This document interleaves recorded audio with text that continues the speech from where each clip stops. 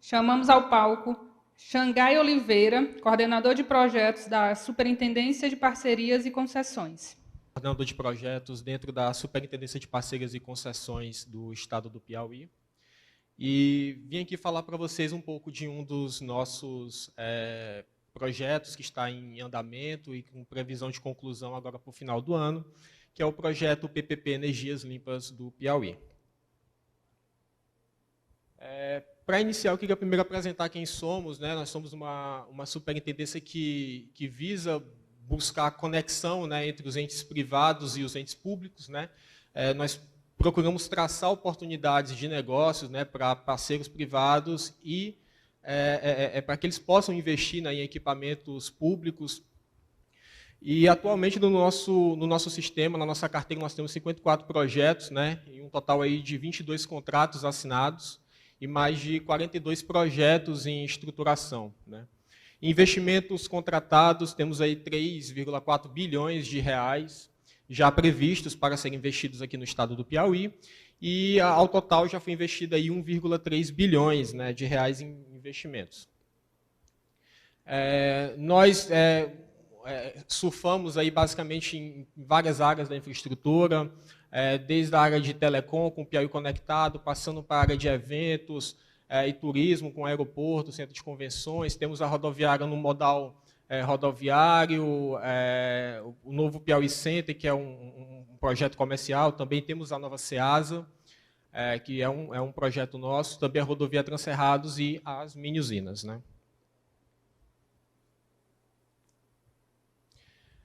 Primeiro eu queria iniciar explicando a todos o que é PPP.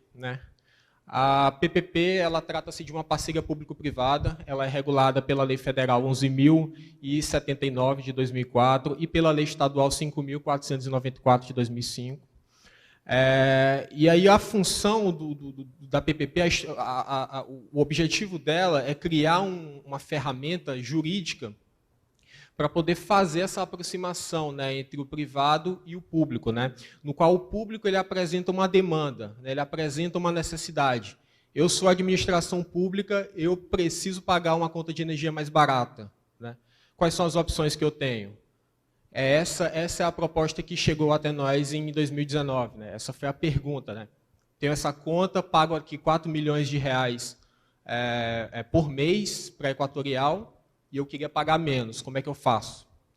E a partir disso são realizados estudos, por meio de consultoria, nós também realizamos estudos, e aí apresentamos para o privado. E o privado tem o objetivo de investir o dinheiro e operar o equipamento, porque um dos principais benefícios, uma das principais vantagens da PPP com relação à 8666, que é a lei de licitações, que agora teve essa mudança, é que na PPP você tem que operar, você acaba sanando aquele velho problema do Estado, ou do município, ou de qualquer ente público, licitar um projeto e o projeto virar um elefante branco, ou o projeto ficar abandonado. Aqui não, o projeto é lançado, atende a demanda e o privado opera.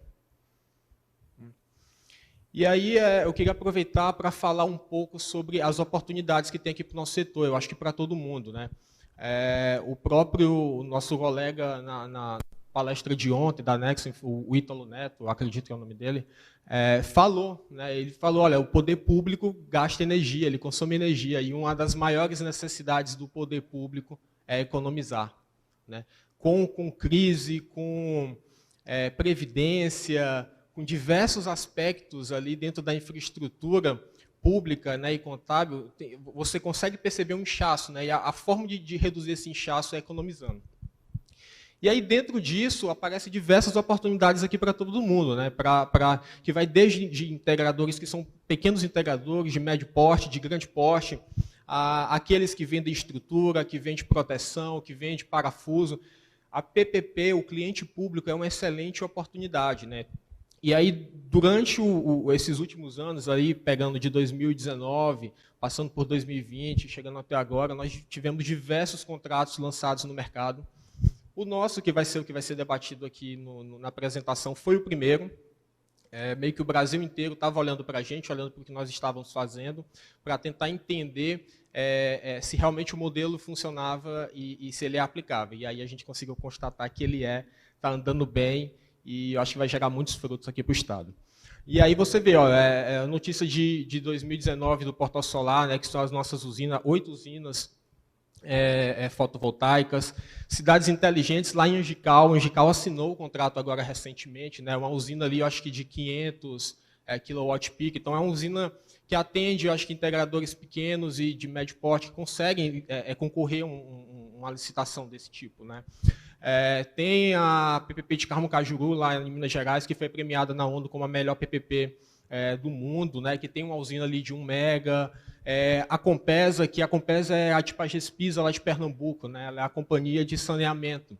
Ela fez um modelo agora, que é um modelo diferente do nosso, porque o nosso é GD, o deles foi para o ACL, né, eles estão indo para o Mercado Livre como autoprodutor.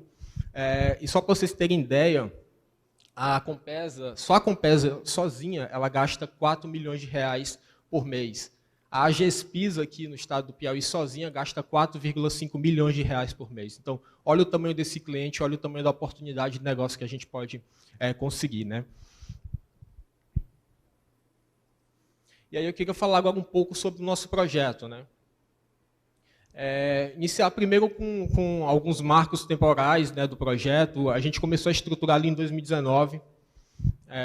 Veio essa demanda do governador em exercício na época, passou para a superintendente, que exercia o cargo na época, era a doutora Viviane Moura. Ela juntou o time para tentar entender qual é a melhor solução. Em 2019, a pergunta era: precisamos economizar com energia.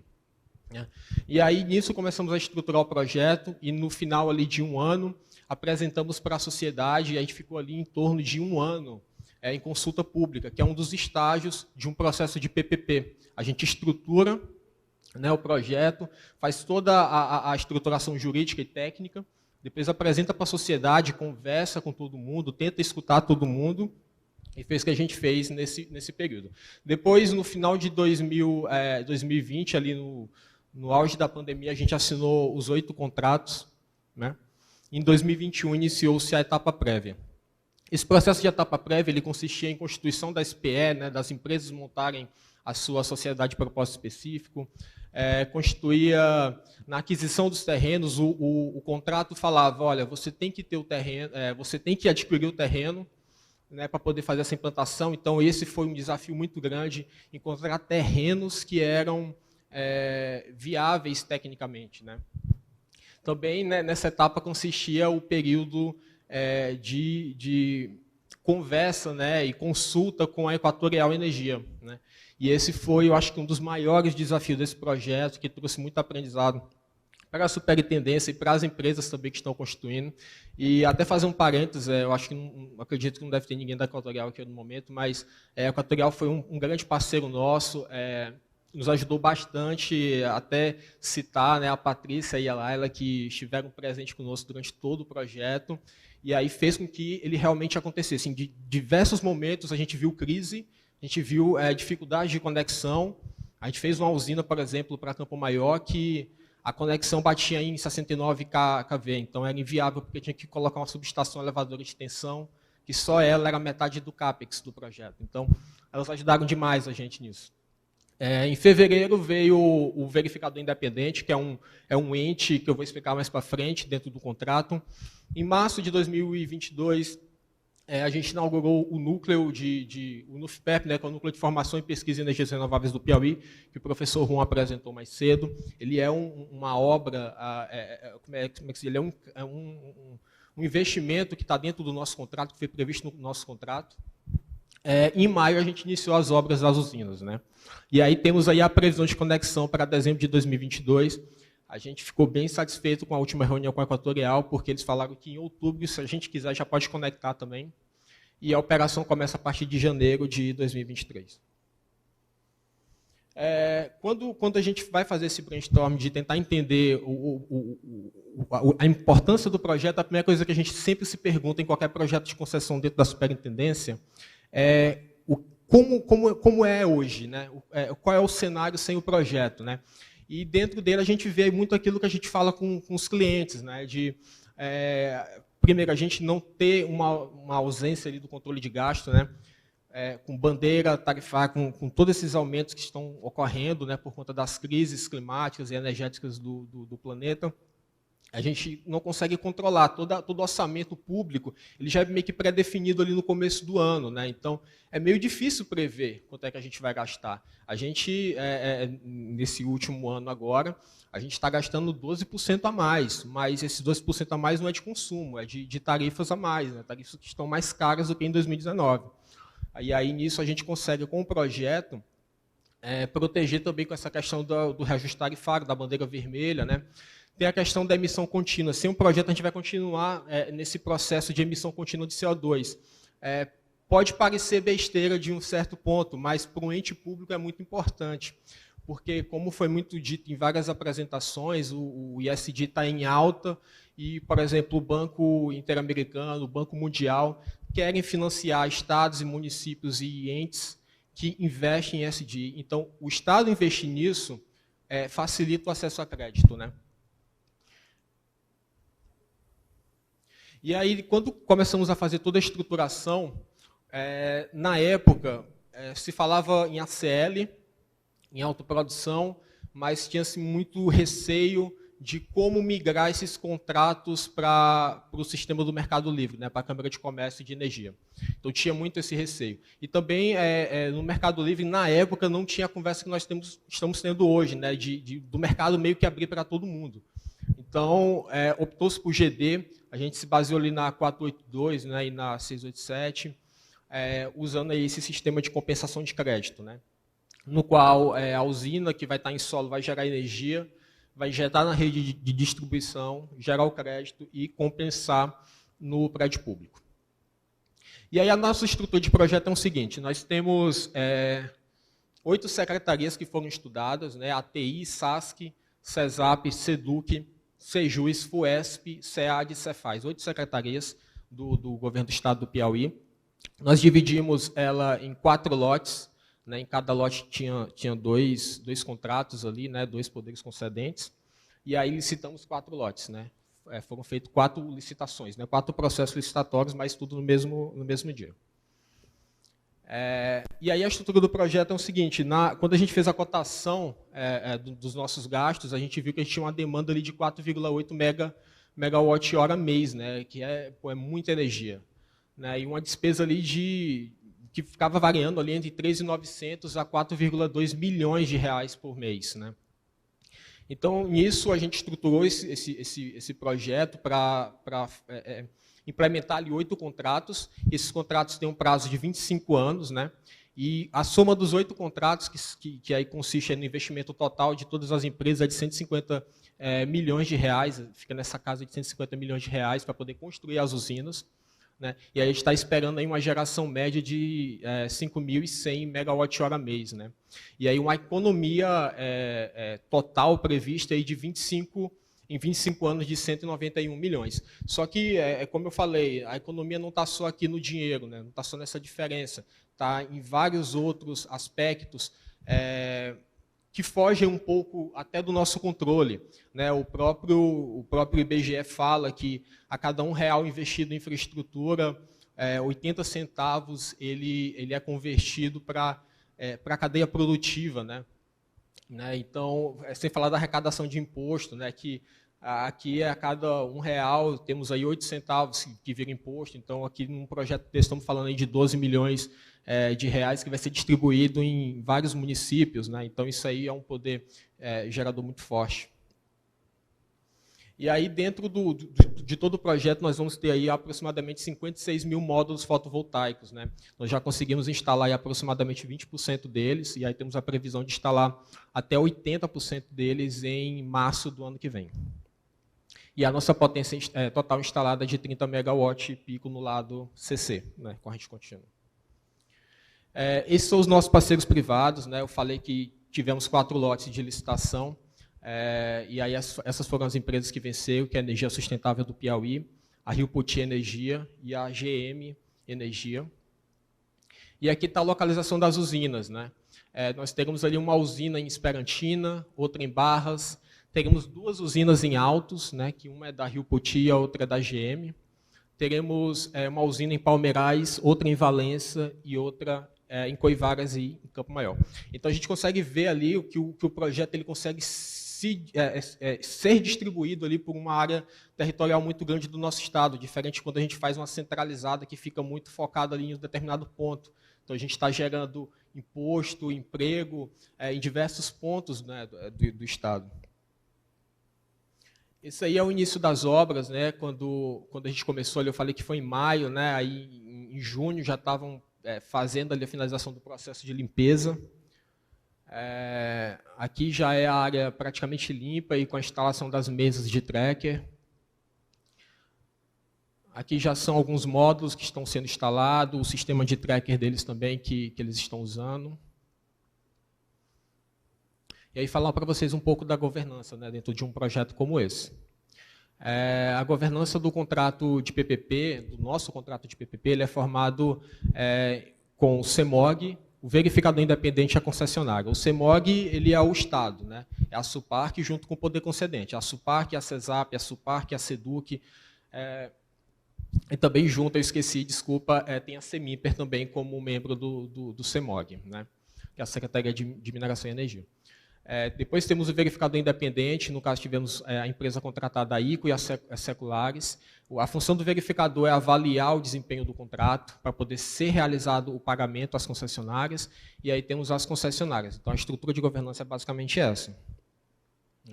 E a função do CEMOG é acompanhar, né, que é o braço do Estado, é acompanhar todo o processo de implantação, né, fazer os relatórios trimestrais de acompanhamento, né, e fazer a fiscalização do contrato e da obra, né, e de todo o processo de operação de OIM com o verificador independente. A função do verificador, o verificador ele tem um aspecto bem interessante, que por que ele é independente? A seleção dele é feita pelo Estado, mas o pagamento é feito pela concessionária. Ele não tem nenhum vínculo nem com o Estado nem com a concessionária. A função dele é olhar o contrato e ver o que está sendo executado, né? Então, ele avalia o desempenho mensal, então a concessionária vai entregar o crédito. Se por acaso, por uma perda de energia, por um erro de engenharia, ele perdeu ali 20% da capacidade de geração e não conseguiu entregar todo o crédito, ele é penalizado e não recebe toda a contraprestação, né?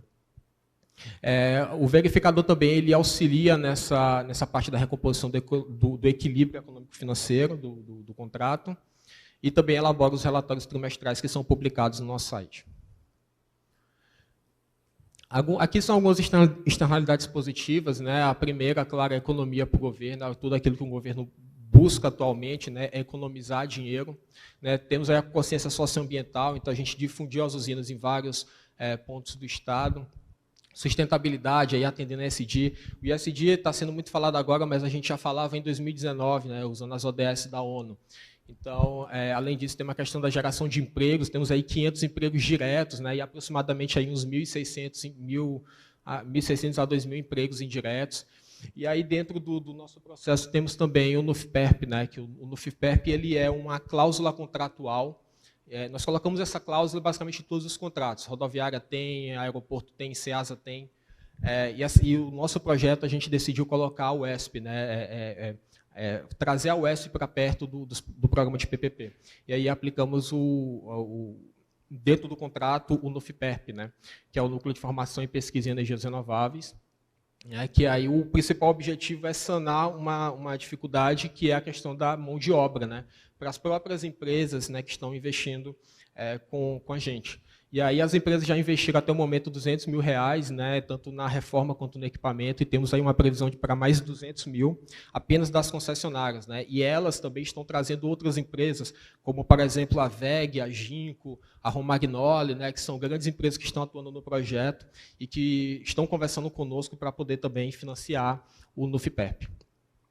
E aqui umas fotos, né, de antes, ali no antes foi quando a gente recebeu, eu e o professor Juan, passamos ali um bom período andando naquelas salas, né, temos ali um total de umas 5 salas, e aí já com a reforma, e vai ficar melhor, né, do que está. Alguns dos equipamentos que já foram adquiridos, né, temos ali o centro de operação, que vai ser conectado com as usinas do Estado, então os alunos vão poder já aprender esse processo de monitoramento de usina, né, e tanto o monitoramento quanto o OIM.